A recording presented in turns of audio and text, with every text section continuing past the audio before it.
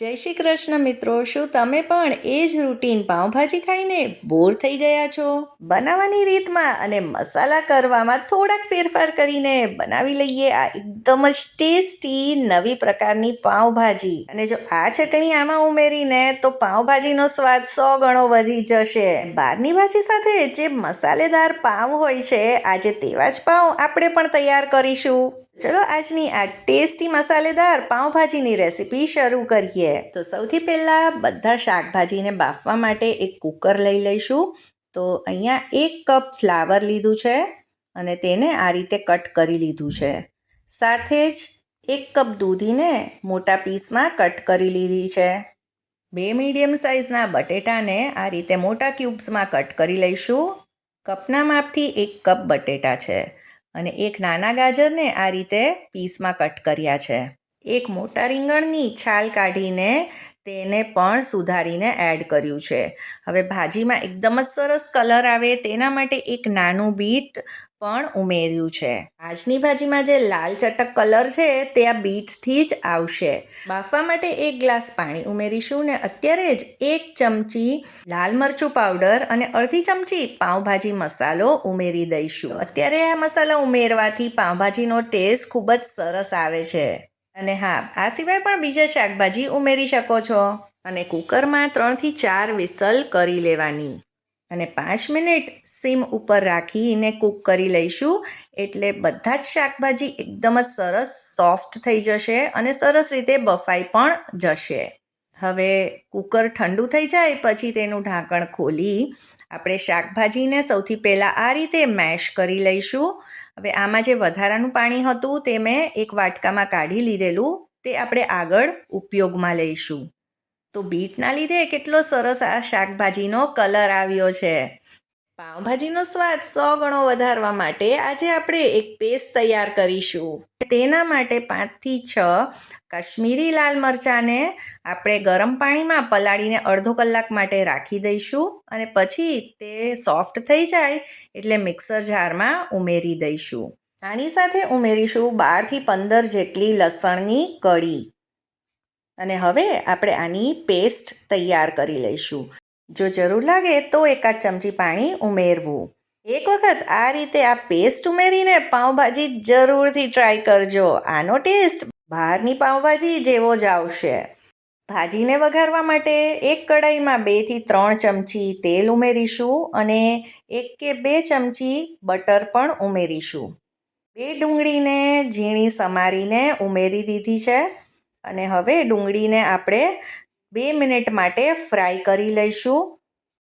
હલકા ગુલાબી રંગની થઈ જાય પછી તેમાં ઝીણું સમારેલું કેપ્સિકમ ઉમેરીશું. કેપ્સિકમને લગભગ 20 થી 30 સેકન્ડ આમાં ફ્રાય કરી લઈશું. અને પછી આમાં ઉમેરવાના છે ટમેટાં. તો અહીંયા 3 ટમેટાને વેજીટેબલ ચોપરમાં ચોપ કરી લીધા છે. તમે આને ચીલી કટરમાં પણ કરી શકો છો. તો આવી રીતે ન તો આપણે તેના પીસ કર્યા છે અને ન આની ગ્રેવી બનાવી છે.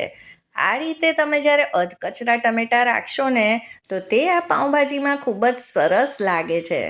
ટમેટાને પણ 1.5 થી 2 મિનિટ માટે કૂક કરી લીધા છે અને તે સોફ્ટ પણ થઈ ગયા છે.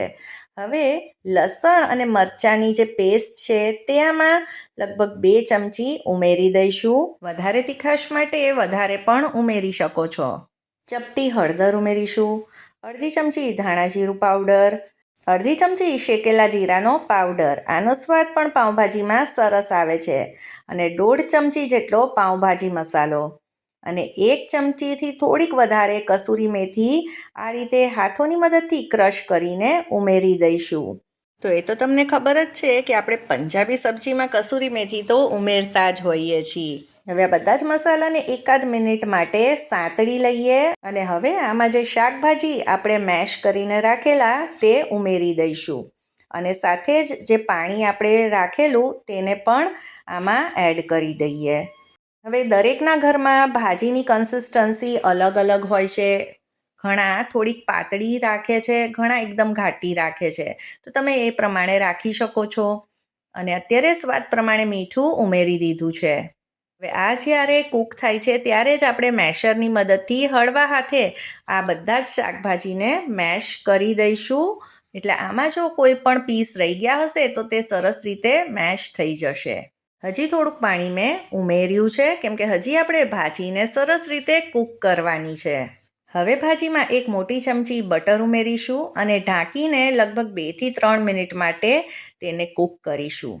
આ સ્ટેપ જરૂરથી ફોલો કરજો. આનાથી જે મસાલાના ફ્લેવર્સ છે એ ખૂબ જ સરસ રીતે ભાજીમાં આવી જશે.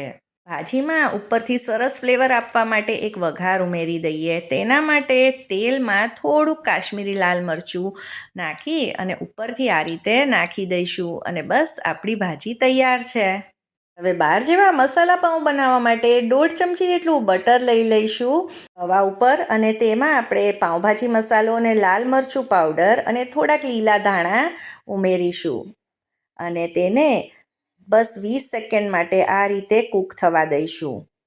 પછી પાઉંને વચ્ચેથી કટ કરી અંદરનો ભાગ આપણે નીચે રાખીશું એટલે મસાલો તેમાં સરસ રીતે આવી જશે અને તેને આપણે શેકાવા દઈશું અને પછી તેને ફેરવીને બીજી બાજુ થોડુંક બટર લગાવીને બીજી તરફથી પણ શેકી લઈશું.